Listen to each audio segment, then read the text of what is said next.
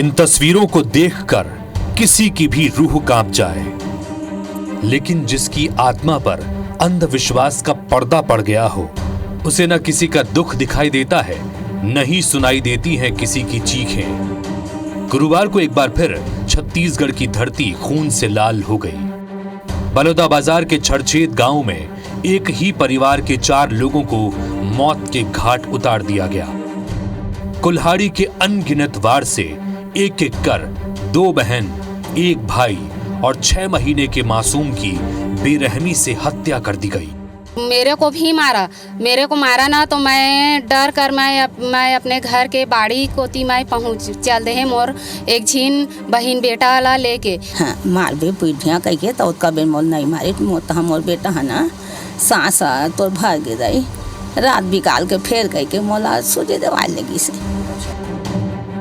हत्या की सूचना मिलते ही पुलिस फौरन मौके पर पहुंची और जैसे ही घर की दहलीज लांघी, घर का मंजर देख सबके होश उड़ गए। 4 लोगों की खून से लथपथ लाश, परिवार में पसरा हुआ मातम, मानो जैसे मौत ने तांडव किया हो। गांव वालों की माने तो ये हत्या जादू टोने के शक में हुई है। वक्त और हालात को समझते हुए पुलिस ने तुरंत एक्शन लेते हुए आरोपियों को गिरफ्तार कर लिया। 5 लोग का टोटल, रामनाथ पाटले, उनकी वाइफ, उनके 2 बेटे और उनकी छोटी बेटी जो है वो नाबालिग है, वो लोग गिरफ्तार हुए। उनकी छोटी बेटी की तबीयत अक्सर ख़राब रहती थी, तो इन लोगों को शक था कि ये लोग जादू टोना करते हैं, इसलिए मेरी बेटी की तबीयत खराब रहती है।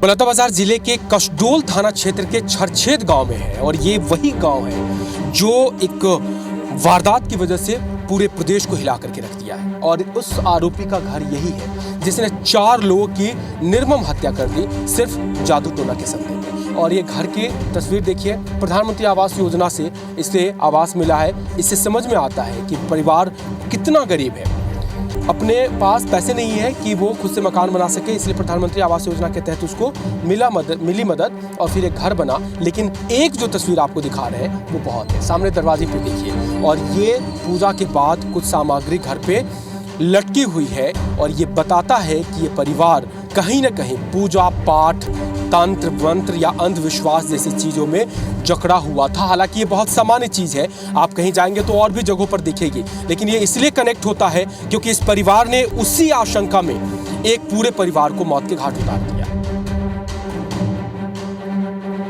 सुनाई पड़ा था इसे जादू टोना ऐसा करके हम लोग तो आज तक नहीं मालूम है हमको। इस चौक में आके खड़ा हो तब पता चली सर वो मन चिल्लात रही से मन मार देन से और काबा मारी से तो नहीं है कि भूती है, ऐसे तो हम आज तक नहीं जाना। जमीन विवाद वगैरह मन के बीच कोई पुराना रंजिश तो नहीं रही? नहीं, कोई पुराना रंजिश नहीं रही से, अब अंधविश्वास ही कारण हो सकता है।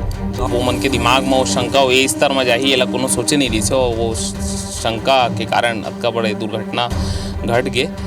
एक चीज़ के मोला दुख हुआ है, जब मैं पहुंचा नहीं था तभी मतलब सब कांड हो चुका था।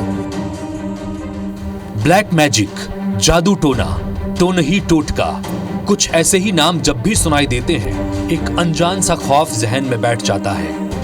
बलौदाबाजार की ये घटना पहली और आखिरी नहीं है। कुछ ऐसी ही घटनाओं के चलते छत्तीसगढ़ में साल 2005 में टोनही प्रताड़ना अधिनियम लाया जा चुका है, लेकिन इसके बावजूद इन वारदातों में कमी आने का नाम नहीं ले रही है।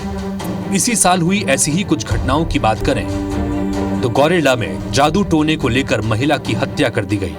बलरामपुर में जादू टोने के शक में बुजुर्ग की गला रेत कर हत्या हो गई। सक्ती में टोनही बताकर महिला से मारपीट की गई। ये सिर्फ एक वारदात नहीं, ये समाज के सामने खड़ा हुआ वो सवाल है जिसका जवाब अब तक किसी के पास नहीं। क्या सदियों बाद भी जादू और टोने जैसा समाज में कुछ बचा है? क्या आज भी तंत्र साधनाएं और काला जादू जैसी क्रियाएं होती हैं? और अगर ऐसा कुछ होता भी है तो क्या सिर्फ शक के बिना पर हम किसी की भी जान ले सकते हैं?